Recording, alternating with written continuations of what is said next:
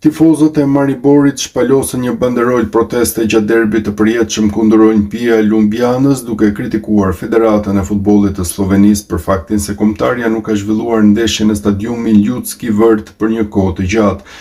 Derbi, i cili përfundoi 1-1, ishte ndeshja e parë e madhe në Maribor pas përfundimit të ciklit kualifikues, duke i dhënë tifozëve një mundësi për të shprehur pakënaqësinë e tyre.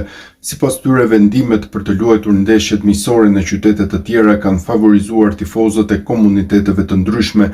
Ndeshja miqësore kundër Bosnjës së Hercegovinës u zhvillua në Celje, ndërsa ajo e kualifikuesve kundër Kosovës në Ljubljanë. Në sfidën e fundit të zhvilluar në Ljubljanë, më shumë se gjysma stadiumit ishin me tifozë shqiptar në përkrahje të kombëtares së Kosovës.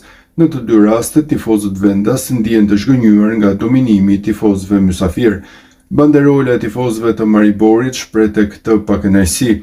Bosnjakët në Celje, shqiptarët në Ljubljanë, kur do të vinë slovenët në tribuna në Maribor.